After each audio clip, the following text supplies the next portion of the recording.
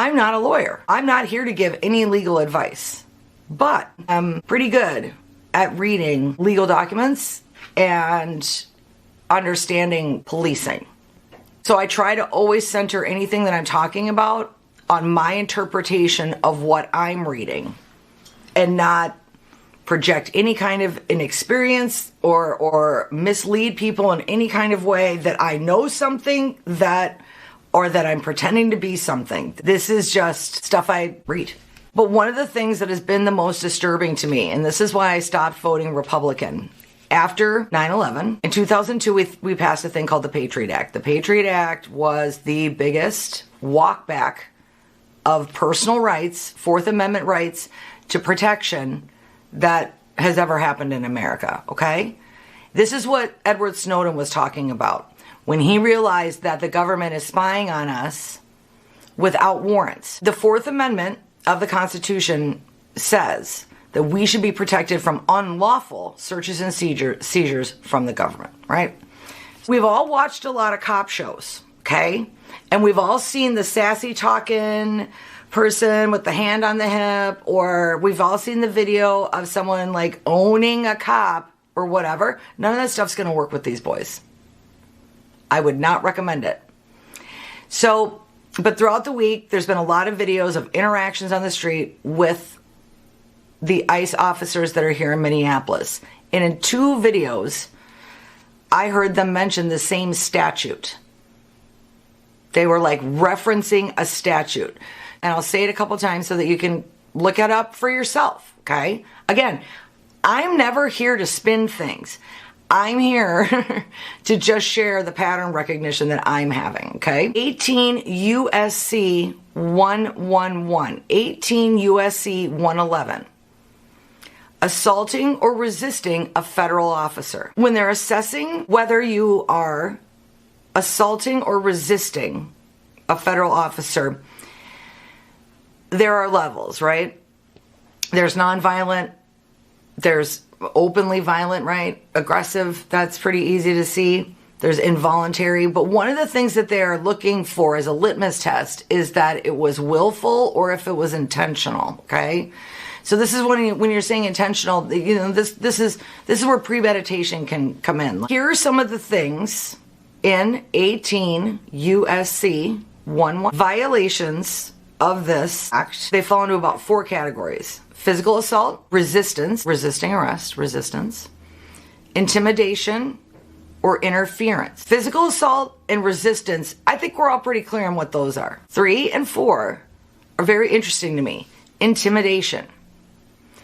Well, intimidation is subjective. Intimidation means that someone felt intimidated. So I'm not sure what the definition of intimidation in this instance might be, but it seems vague, right? Also, interference. Interference ties back to what they were saying about what happened last week, and I'm just going to leave it at that with the encounter. Nonviolent obstruction includes refusing to comply with lawful orders or blocking an officer's movement. Refusing a lawful order without violence is a crime. It's usually a misdemeanor. And this is what they use whenever they're trying to disperse large groups. Usually what will happen whenever we've seen this, we've had this here in Minneapolis, but you've probably had it in your town or no, you're familiar. They'll set a curfew at like 9 o'clock. Everybody's got to be off the streets. Everybody wrap it up by 9 or 10 or whatever the cutoff is. And the police will say you have this amount of time to disperse. You have this amount of time to disperse. The last time, whenever that hits that line, you are now committing a crime. And the crime is refusing to comply with lawful orders, okay? So just know that I don't want you arrested. When we saw our fathers, at least I'm Gen X, I'm old, but the idea of that we can protest the way that they did in the 70s with reckless abandon and all that stuff, that, you know, it's different because this is ICE and they're federal. If it's ICE and they make the call and they make the arrest, do they send you to Stillwater? Or do they send you out of the state? But just, you have to know that. when a police officer, whether you think the police officer is wrong, whether you disagree, when they get to their like second or third, whatever they're telling you to do, I'm telling you, live to fight another day, drop it. Drop it. Walk. Say, you know what, officer, you're right. You know what? You're right. You're right, officer. And you put your hands up and you walk away. Because you do not want any more interaction than that. Because now what you're doing is these gentlemen are already feeling that their authority is super being challenged. And so every person who challenges it, their ego is on the line and they're going to try to do their best they can to shut it down, whether they're right or not. They have never seen consequences. They're not familiar with what consequences could happen to them. And there's a great book everybody should read, I think, called The 48 Laws of Power. Unless you're a psycho, please don't. We don't need any more them reading it. But The 48 Laws of Power by Robert Greene, fascinating, but it's a historical study of men who rose to power, how they did it, and then also the mistakes they made. And one of the things that he suggests is that insecure people are infinitely more dangerous. So be careful. Fun. Okay, let's go back to 18 USC 111 for a minute without the editorialization. Okay, I know it's very important because I underlined it. The law does not require injury for charges. So the officer doesn't have to be assaulted. There doesn't have to be a bruise. There doesn't have to be a single mark. And this leads me back to what I was saying before. Intimidation and interference. These are very, very, very vague terms. But it does require intent. They do have to at least prove that it was a willful act. Let's put it this way. Like, let's say you're resisting a lawful order, but it's because you're hearing impaired. In theory, once they recognize that you're hearing impaired, it should be fine because they should understand that the intent to ignore you was not willful because you couldn't hear them. But these people seem to be, by and large, untrained at all. So I'm not sure they're going to take a nuanced approach, is my point. But in theory, they're supposed to prove that it was a willful act, okay? The personnel that it affects, this particular statute, any FBI, Homeland Security, U.S. Marshals, ICE, Secret Service, also postal workers. So, I don't know. Can't do it to postal worker either. So, postal workers, you be our eyes and ears. Anyway, don't go join an ICE, please. Okay, so if it's a misdemeanor level, let's say they have found you guilty, but it's not that bad. Like, you didn't do it, you know, you violated it, but it wasn't awful, right? There wasn't any physical contact. Your resistance was passive, like, you know, just like being like a log, you know, like you weren't resisting physically anyway.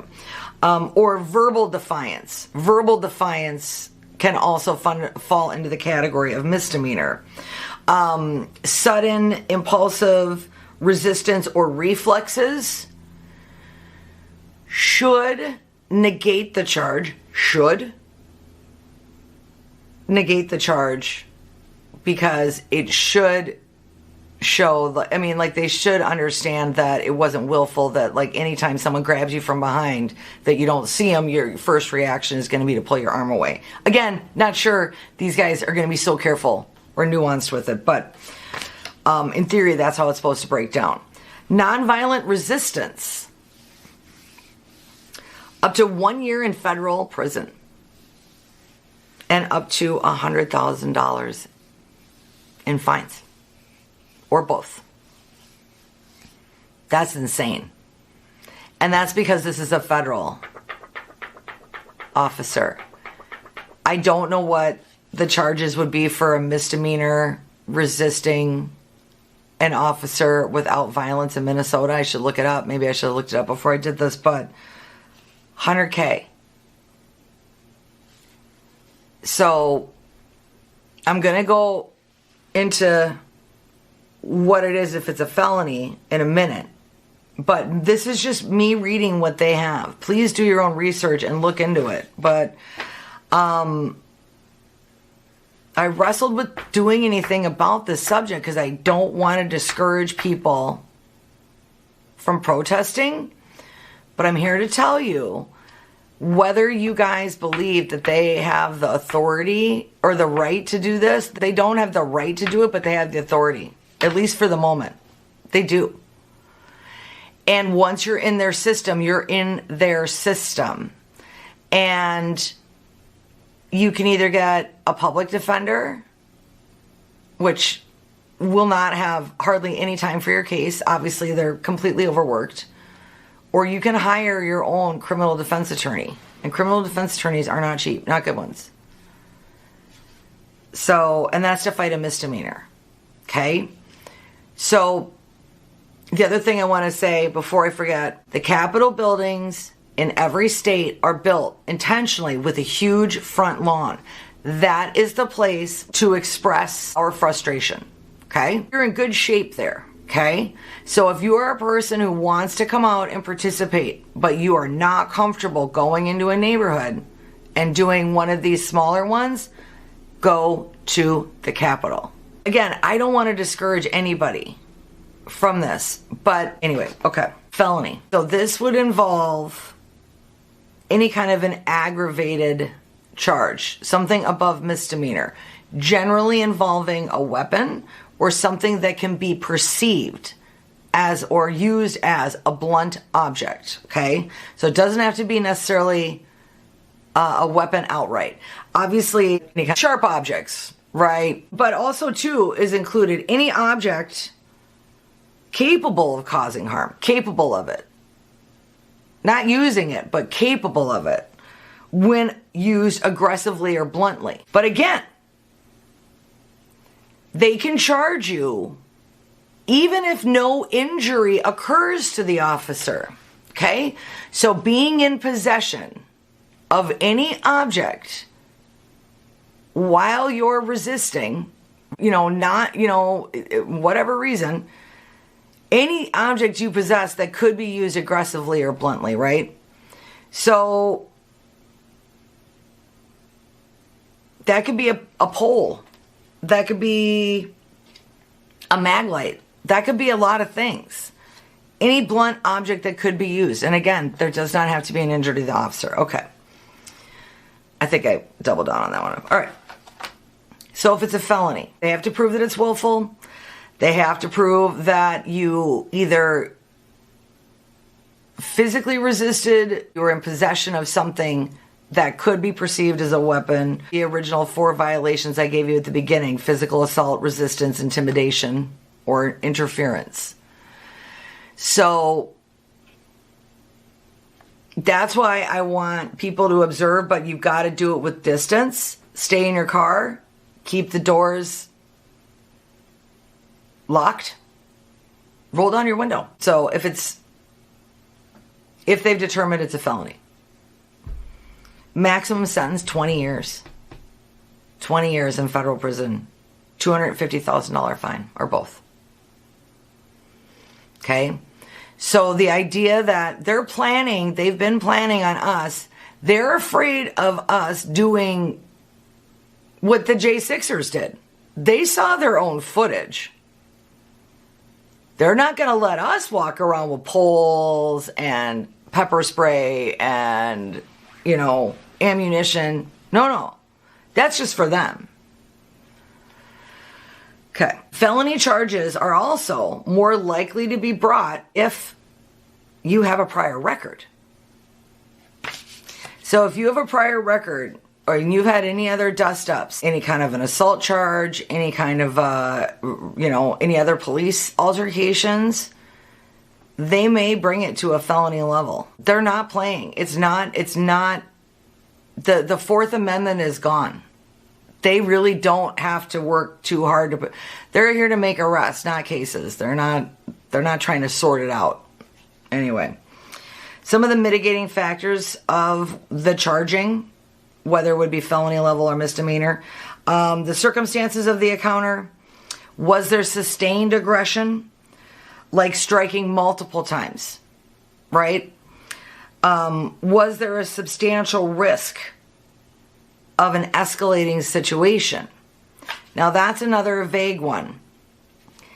So if there's a perception that your actions are escalating the situation, whether it escalates the situation or not, sounds like that could be one of the mitigating factors to bump it up to felony. The statute requires that the state prove a knowing and willful act. Okay, so that's the burden of proof on the state. Well, the federal government. A knowing and willful act. They got to prove that. They've got to prove intent, or it's misdemeanor. But intent can be you possessing something that's a weapon. Or intent could be you were following them and recording them and mocking them. Making fun of them on camera. I'm just saying, be careful. Don't get close enough where they can grab you. Use your Zoom. This is morally wrong. This is constitutionally wrong. But according to this little playbook that I've been reading, a lot of this shit might be legal.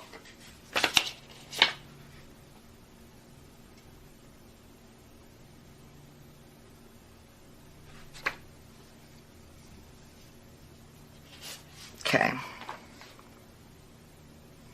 Well, nothing I should, and also too, here's the deal. Nothing I ever say should ever be constituted as legal advice.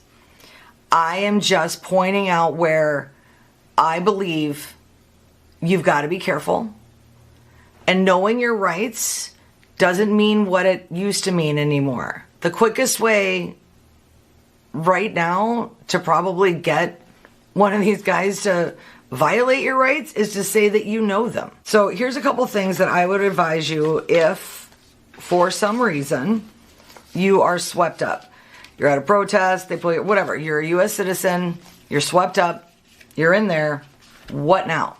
Okay? First of all, don't panic. And I mean that sincerely, and I mean it literally. You cannot allow your mind to go there. Here's why. When you're in a situation like that, you want to look like you've been there before. You do not want to look scared. I think we all know that, but looking scared, crying, sobbing, weeping, all these things, weakness attracts someone to challenge you. Okay? So if you find yourself arrested, I got this advice from a friend of mine who went to jail quite a few times, but she told me, because I asked her, I was like, you been in jail? Like, if I ever get arrested, what should I do? She said, sit down, put your hair in a bun, and act like you've been there. Keep your mouth shut. Which leads me to number 2. Keep your mouth shut. Once it's done and you are in custody, shut up. That's it. None. No. No mouth. No mouth. And I'm going to tell you why. And it's going to be really hard to do, and you probably won't even remember it in the moment. But I'm going to tell you anyway. Going back to what they need to do, one of the thing that they really need to do above all things for this case is to prove your intent. If when you get in the cop car, you're immediately silent, when you're in the holding cell, you don't talk to any other protesters, never assume that just because someone is dressed and they have a sign and they look like they were at the protest, if you don't know to them, don't talk to them. You don't know. Also, you know, there's the police officers are wearing body cameras, but there's cameras in the car, there's audio in the jail. Everywhere you're going to go, there's audio. Every phone call you're going to make, there's audio. Every person you're going to talk to, they can, other than your lawyer, other than when you're talking to your lawyer, it's all fair game. So absolutely admit to nothing, gaslight them back. They say, well, we saw you, we know you're at the protest. I would sit back and go, I don't know what you're talking about. Nope. You're going to have to talk. You can't just like totally give them the silent treatment. Do not play. Give them the shortest answers possible. Don't lie. Don't embellish. Yes, no. Right, wrong. Just that. But don't talk. And The reason why this is helpful, not just from like an Oz television show situation, like you're going to get beat up for your food. I don't mean it like that. I don't mean from the other inmates. When you look very calm and collected, and even though it's not true and you're freaking out, they have to prove intent. What they want to do is prove that you were the one who escalated the situation. You're the problem. You went nuts. You're the cuckoo lefty, liberal or whatever they want to say. When you don't say anything and you're not combative at all, and you go with the flow, keep your mouth shut, and it weakens their case. It weakens their case against you. Because they're trying to say you were aggressive. And when you go completely non-aggressive, it makes it harder for them to prove that you had the intent to harm an officer or prevent an officer from doing their lawful duty. And unfrickin' fortunately, they've got the federal government on their side. There was another person who shared on Blue Sky, like, I can't believe the mayors of St. Paul and Minneapolis are just letting these federal agents walk around. Oh, okay. You can't believe it? Well, because they can't stop federal agents. I mean, doesn't anybody remember Die Hard? I mean, the local cops are in charge of any crime scene until the feds get there. Hello?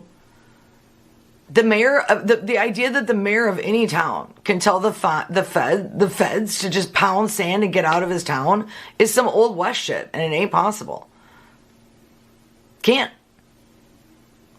Governor Walz can't stop him from sending them. They sent those agents without our permission, and they specifically told law enforcement and the mayors that they were not going to coordinate with law enforcement. They were not going to ask for permission. They were not going to tell details about what areas they were going to hit. They didn't want EMS on standby. They didn't want to alert, ambulances. They didn't want help with traffic control. They didn't want any of it. So the Minneapolis Police Department and the St. Paul Police Department, they're in a really hard spot. Because as much as we're all still mad about, the thing, right? We're all still mad about that. But the fact of the matter is they are the only line between us and the ICE agents doing anything they absolutely want to us. They really are. And so, however, we've got to square that away with ourselves. We just need to get over it. We need to get over it. And are there still bad cops? Yeah. But you know what? I'm kind of feeling like at least a lot of the real bad ones and racist ones already probably quit by now, because Minneapolis is doing a good job of actually hiring personnel. They couldn't hire anybody. They couldn't give a job away for $100,000 in Minneapolis. $100,000. They were paying like $120,000. No one would come. No cop in the country wanted to come here. Because they were terrified by what, the media had been pumping everybody, all this fear they've been pumping them full of, Once you come here, you realize none of that shit's true, but, anyway, optics. So we have to respect our local law enforcement, okay? Stay away. Don't try to get your TikTok moment, okay? Please, especially not this weekend. They are trying to do a surge now. This is where I have CPTSD, and I've talked about it a lot, right? Complex post-traumatic stress disorder. But I think we know fight or flight, right? Fight or flight is when your prefrontal cortex and your brain is so jacked up of fear that you are operating on your more animalistic level and not necessarily at an emotional level and a fear level and not really a logical level, right? You get stuck sometimes in fight or flight. It's like a binary choice. Either we fight or we flight, right? But right now, my advice that no one asked for, but, well, I guess it doesn't frickin' matter these days, right? Since we're all offering it up. My advice is right now, I think we need to roll up our money. I think the corporations in this country or in this state are the ones that need to wake up and literally smell the caribou coffee and quit supporting this crap. Them going, oh, I don't know. We don't know what to do as businesses. We can't refuse them service. No, you can. I think you can do that. I think you can require no masks in your business. I mean, they wanted to do that. I'm pretty sure we've got legal precedents for that. Or what I like is just enforce a dress code. Nightclubs have dress codes. You're not allowed to come in here in these kinds of outfits.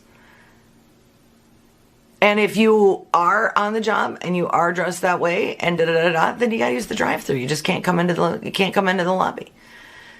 Because if you think that some poor girl who's 16, who looks Hispanic, and maybe not, but looks it, should have to sit there and smile at a potential kidnapper? Are you crazy? Because that's their corporate policy? No. Do some actual police work. Make some actual cases. Find some actual criminals instead of just shooting fish in a frickin' barrel, which is literally what's happening. Come on. They don't want to make cases. They want to make arrests. They want numbers. That's all they keep talking about. We have 2,000, 3,000, I think 3,000, they said today, 3,000 ICE agents. They've made 2,500 arrests. So not even one arrest per person. They've been here for 10 days, 11, 12. Come on, guys. But keep resisting any way you can. But it's not going to be changing the minds of the federal agents. You need to change the minds of the people in your life. You need to change the minds of the people in your congregations. You need to change the minds. And you need to probably open your mind too. I don't even care if you're sitting here listening to me as a liberal. That doesn't mean that you've got it all right either. Because half my day is fighting with the right and the other half of my day is fighting with the left. You know?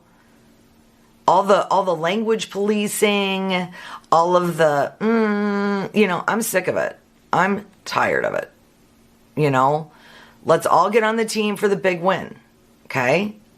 Let's all congeal and get behind each other. We don't need a bunch of people going off on half-cocked. Otherwise, as I just covered, there are some real world consequences. Couple of pointers if you do find yourself incarcerated. Or if you're going to go to protest, and a best way to be prepared. Oftentimes what will happen, your phone could be confiscated from you. Or if there's some kind of a scuffle or whatever, you may not have your cell phone, which means you will not be able to look up phone numbers for people to call them and tell them where you are. So have at least one phone number memorized. Have at least one person's phone number memorized. Also, to remember, at a jail phone, you may not be able to text. So do not pick your friend that never answers their phone. Pick the person that always answers their phone, okay? Because they can tell other people then when you get your one phone call, all right?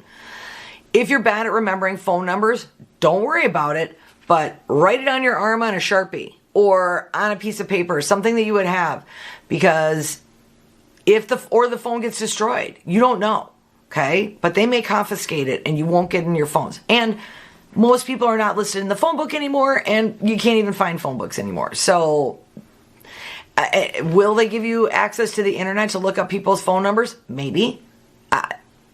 Maybe not. So don't bank on it. It's best to know somebody's phone number by heart or write it down. Okay? So that's one. Two, if you have a smartwatch or cell phone, iPhone or whatever, share your location with somebody, preferably multiple people. Not necessarily people that are at the event with you, but people that would never go to an event like that. And the reason why is if something happens and you are detained and you're moved, and in the interim people don't know where you are, your location, as long as you're in proximity to your phone for a while until they separate you from your phone and check it into evidence or check it into your personal property, your location should still ping for a while. Okay, so then they can at least know what detention center you're being brought to. The reason why that matters is if it's a state, if it's Hennepin County, local, you can call. You can call and find out if somebody that you know has been arrested, if you know their name and all that stuff, right? But with this federal stuff, I just don't know if you can. Maybe you can. I don't know, but I wouldn't bank on it. And I wouldn't bank on it being speedy, if anything else, okay? So I'm just preparing. I'm not saying these things will happen. I'm just saying, if they do, who do you call? When you get there, once they got you in custody, don't resist, don't talk, do not discuss whatever happened with the other protesters. Don't go into conversations with strangers being like, oh, I was at the protest too. Wasn't that crazy? That could be a plant trying to get you to admit something. And also too, it's not a good idea to even talk to your friends while you're holding, because they may be recording you. And if they're recording you, any admission of guilt, hey, you know, so just keep your mouth shut. And if anybody's like, come on, say something, just do this. Not now. Not now. You want to appear calm, and you want them to have to make the case against you. Don't help them. Don't help them. Admit to nothing. Gaslight back. I wasn't there. I don't even know what you're talking about. You know, just adopt the position of a man who's cheating on his wife. I don't know what you're talking about. You're crazy, honey. Also, too, you will more than likely need a bail bondsman. It depends on where they set your bond. If it's a misdemeanor, you know, like I said, normally you probably wouldn't need, you know, you might not need a bail bondsman if your bond is, you know, if they're saying it's $1,000 or whatever, right? You might be able to just give them $1,000 or have somebody put the $1,000 up. But if it's up to $100,000 that they can hold you on, then you are going to need a bail bondsman. And a bail bondsman is someone that will put up the money to get you out of jail. We can give resistance without falling into their traps. And again, know that the Fourth Amendment is not being observed at this point. And yeah, okay. What else to say? 18 USC 111. Assaulting or resisting a federal officer. Also, when you search that too, there's a lot of good information on if you do receive a charge, places you can get help, information about the laws that protect you from unlawful arrest. But the bottom line is, they can arrest you for almost anything. It doesn't mean that they're going to be able to keep you in jail or that you're going to be found guilty, but I don't think most Americans know that they can still arrest you, and it still can take you days to get out. You need to know that. You need to know that when you're making these decisions. So protest the right way. I mean, the safe way for you personally. Because we need you. We need all of us to get through this. If we can repel them out of the city, we still have so much work to rebuild. I mean, I don't know how we're ever going to mend fences with our immigrant neighbors.